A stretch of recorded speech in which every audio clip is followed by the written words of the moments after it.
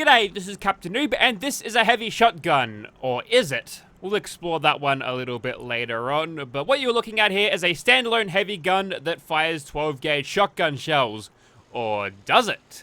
So this thing is yet another deathmatch weapon. You can see vanilla weapon components a little bit here, with the end of the, or side of the barrel being that of a combat rifle. That looks like a minigun grip right there. But this thing's been pretty well made to make it look like it's its own standalone thing. They've done actually pretty well here. It does look like a big, fat, overweight M2 Browning, and I actually quite like the aesthetic of this thing. There's some customization here, uses vanilla game sounds as well. Also, the animations from the flame, which kind of reloads kind of weird, but it all works out. So they've done pretty well for what they can do, just using vanilla game assets reforged and retooled into something quite new. So I'm liking it already. Aesthetically, it ticks the boxes. So let's get started with the attachments. First of all, we've got the receivers, and much like the combat shotgun, this thing can be modified in automatic and semi-auto alike, the strongest being the advanced receiver for semi-autos and powerful autos in terms of raw damage output for automatics and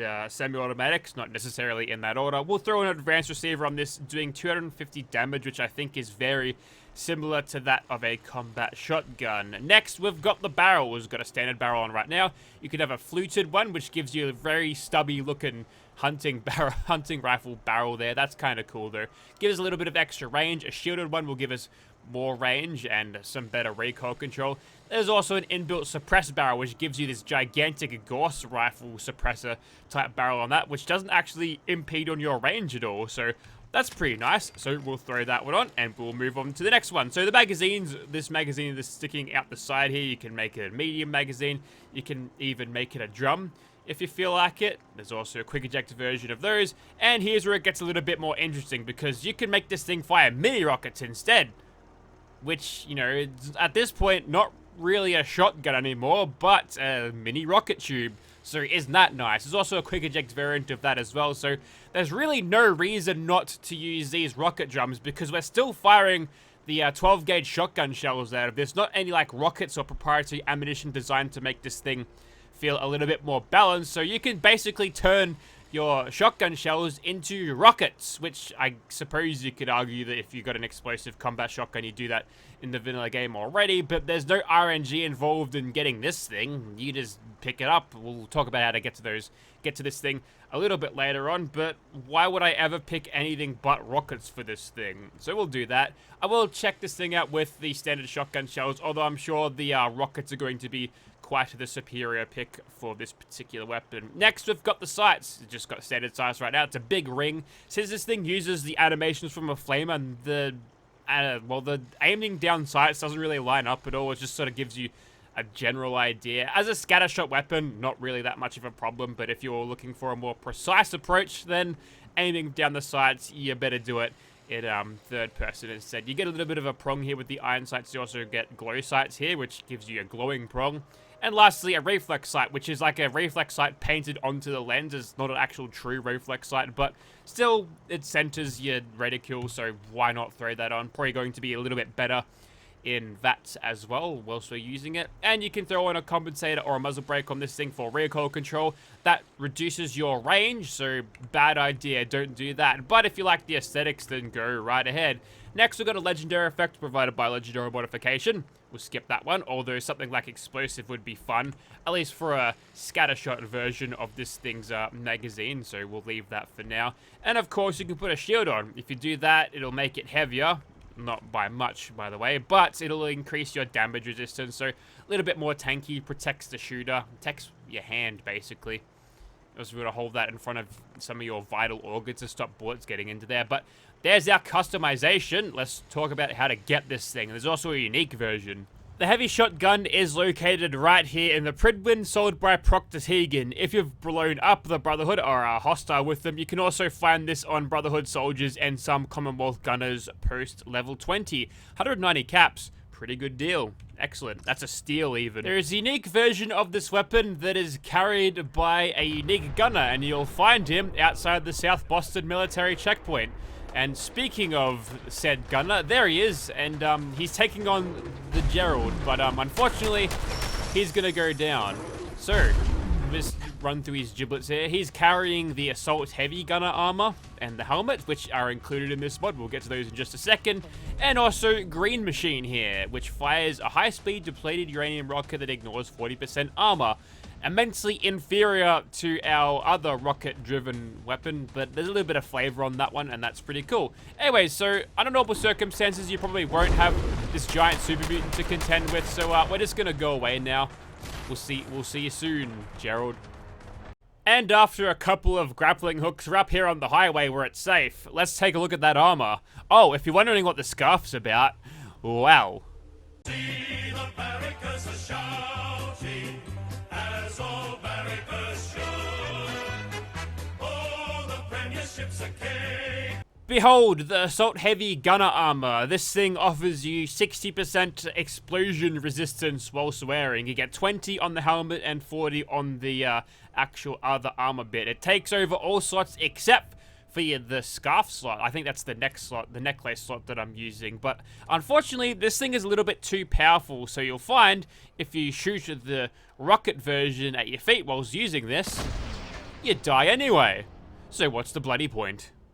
Just like the marine armor from Fallout 4 Far Harbor, it's got a couple of modifications you can do, including a legendary effect, again provided by legendary modification. We won't touch that one, but we've put the dense chest piece on it to greatly reduce damage from explosions, plus we've boosted the damage resistance on this thing slightly using the Inquisitor's marine armor paint, which doesn't actually change the look of this thing, but gives me slightly better stats, so why not? The only slot available on the helmet is a legendary effect, so we won't even worry about that. The question is, at this stage, can I survive shooting a rocket at my feet with this thing?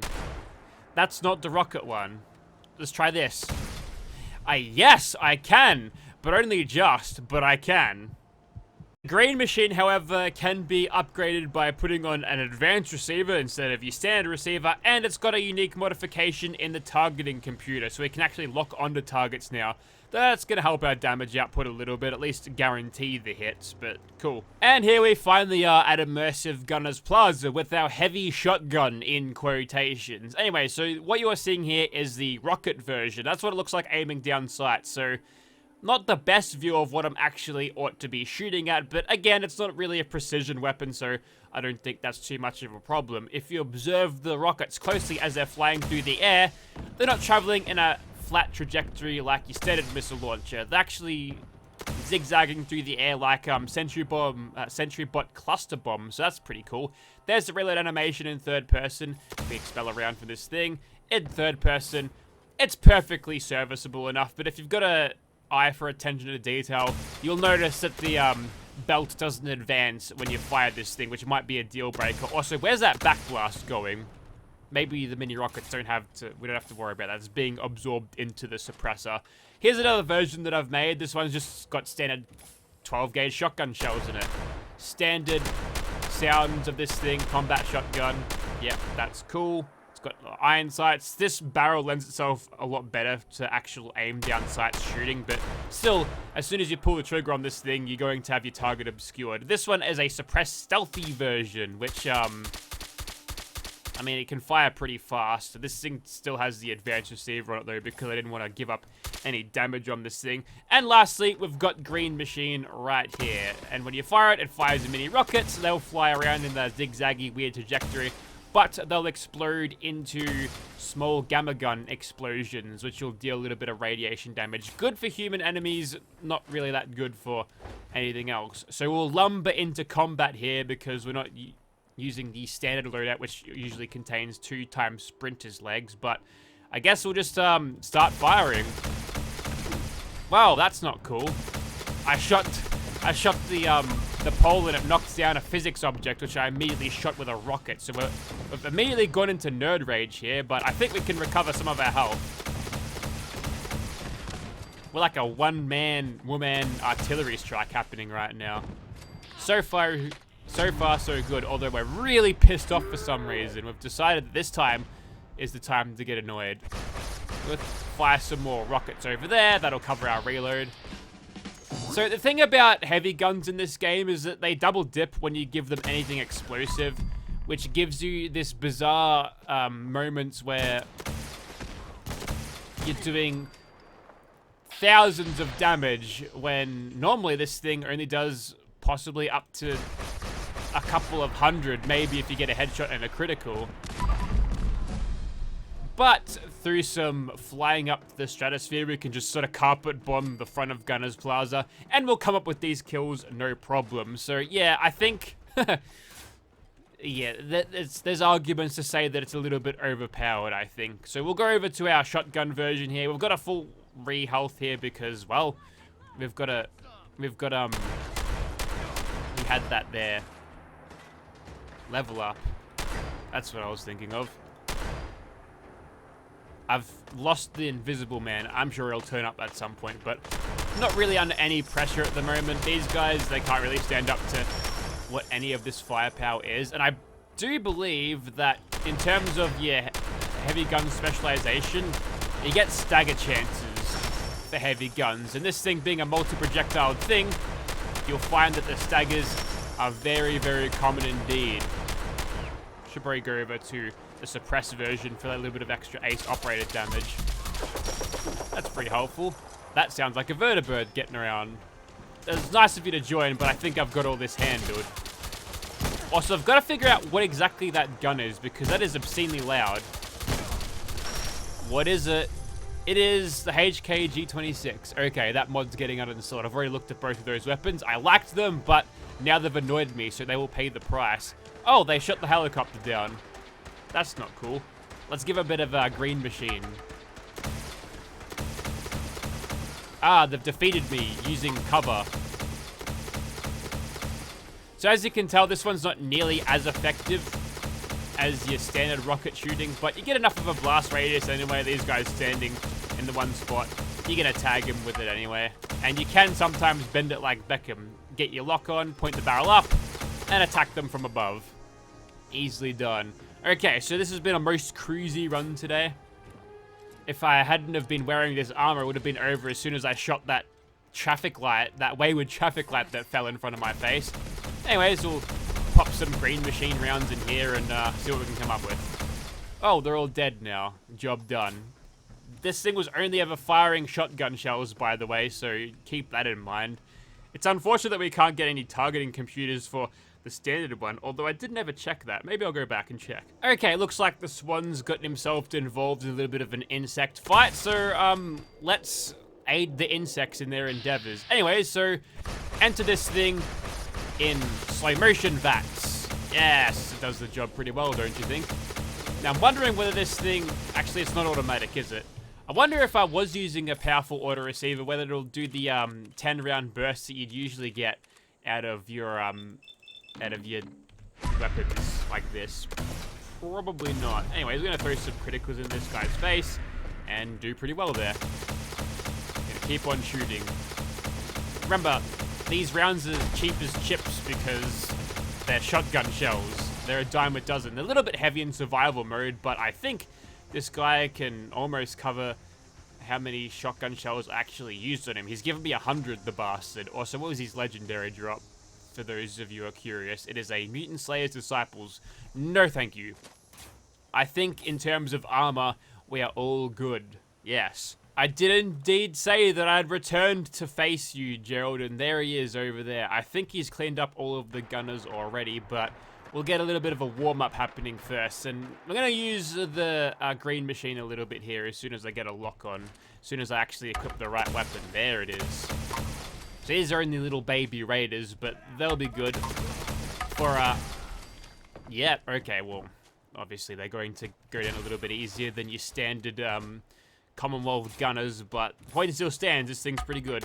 At close range, you'll probably find this thing will be doing a little bit better, so if we sneak a little bit closer, 336, although that one may have been a headshot. So we kind of have to be a little bit close to use this thing to its full potential just because its range stat is so low. Being a shotgun, that makes sense, but when you're using the regular old explosive one, it's a little bit more of an ask to get close because, well, you might kill yourself, but this, not as much of a problem. Just seem to be one-shotting everything within its optimal range now. Let's see if we can find some warlords to kill at close range. We might be pushing it as a little baby. I think that's a warlord. peeping up there somewhere, but got a couple of dudes over there. Warlords, pretty good amount of hits to actually get them dead, so that's pretty good. There's a couple more over there. I'll visit them a little bit more personally. Okay, completely one-shotted. So close range is your friend with this thing, which is sort of counterintuitive, but also not really, seeing it's just a shotgun firing these little mini rockets. But with that knowledge in mind, well, maybe we might be able to get away with some absolute tomfoolery. That one's a little bit further off. The range drop-off is... the penalties are harsh. 1 or 2 meters away from it, and the damage is going to drop off a cliff, so... if you want to get the most out of this thing, you got to play a little bit risky, which I don't mind, to be honest. A little bit of risk versus reward system to give you an overpowered weapon an even better look. That's, I don't mind that whatsoever. I quite like that indeed. So we'll run into the Swan, make sure we've got all of our AP at our disposal. He's got a couple of friends. If I hit all of those guys, I think at this stage it'll all be crits. And the Mysterious Ranger showing up. Okay, I didn't consider that we'd be auto-staggering him either, even when caught in the blast radius. So ain't that grand. Let's move it a little bit closer. Dear oh dear Swan. This is, no, wrong guy. But same, like it's his brother, right? The Super Mutants are all brothers. So we're going to back off a little bit to cover our reload, and he might want to come closer. But unfortunately for him, it ain't going to work. Let's get some of our crits back. We should be at optimum range, so let her rip.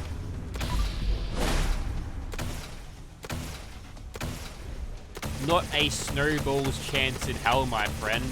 And just to annoy you even further, I'm going to keep within arm's reach whilst I slowly chip away at your health. Again, shotgun shells, we're only using shotgun shells, and we may have used a little bit more there because we're using a weapon of less power, but I assure you, apart from his blazing katana, he's going to have some shotgun shells for us, 75, so totally sustainable, possibly overpowered, but it's fun, don't worry about it. See, I realize I've been using this thing as like a mini rocket launcher the entire time, so I'm gonna fix that, don't you worry. So enter the suppressed version that I've got here. I've added a special legendary effect, so maybe, just maybe, we can find a little bit more fun in using this version. I will say, with the Advanced Receiver, it's definitely got fire rate over the combat shotgun, and I think with the explosion reduction, nope, I still almost kill myself whilst using this thing. Standard. Although we can regenerate some of that health by standing in the ghoul piss pool, so that's helpful. This one, we'll just use the standard shot shell on him. Now, the question is, how do we want to play this? And I say, explosions. Sponsored by Mr. Torg. Alright, so with explosives, near enough is usually good enough, so we'll go one there, one there, one there, and the rest of them straight for this guy's head, because we should be playing with guaranteed crits by then. Beautiful. Now, the question is this thing rated as being suppressed? Because I've got the suppressed barrel. It's making the same sounds as a... Oh, it's over? Oh. I'm gonna go out on a limb and say, yes, it's suppressed. Okay, one last monster, and I'm going to use our super stagger version. Is that staggering the Milet Queen? Yes it is. So I could just sit here and blink at its health bar from like this all day, or I could use something a little bit more sporting. This isn't more sporting. What about this one? Okay, rains are coming. I don't know about this weapon mod. Sure, it's real fun to use and all that, but balance, I think, has been thrown out the window, because you either get a shotgun that's, like, fairly competent, but you're gonna want to basically use literally anything else, but it gives you the option just to... Oh, where are ya? I'll find ya. It gives you the option to use mini rockets in this thing while still firing the same shotgun shells. So you get into this position where you could either do that for many shotgun shells, or you could clear out all the enemies before you could make your point. Nope, still in danger somewhere. There's a mole rat. Cop that. Any minute now, the secondary rad scorpion will appear. There you are. No, it's just a mole rat. Took one look at the heavy shotgun and thought, nah, I'm out of here, but unfortunately was just a little bit too late. So this one's a little bit of a weird one. A ton of fun to use, but could easily break your game if you are not super diligent, and if you decide to turn to the dark side and chase the easy path of damage by, you know, making this explosive or putting mini rockets in it, then you might just ruin your game a little bit quickly. So err on the side of caution. If you're not a fan of super overpowered weapons, you could just not use the explosive elements of this particular weapon mod, and I think you'll get by just fine. But if you want to drop the hammer and, you know, just have a bit of fun throwing enemy corpses around like that, that's one shotgun shell for a Deathclaw kill, which is very, very good ammo damage economy right there. The problem with it is going to inflate the currency, and it's going to make the game less fun, you understand. That's why. Not because it's too easy and you'll just get disinterested over time, but I think you get the idea. So that there was the heavy gunner armor, whatever it was called, it was a generic name, but nothing too serious. It's a cool modification and cool redo of the marine armor, but I don't know, it looks pretty cool. What else can I say about it?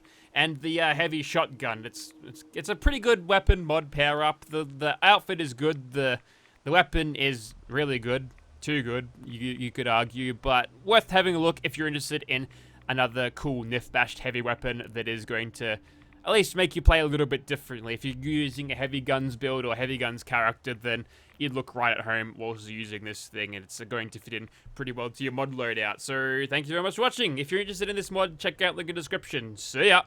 Go Pies.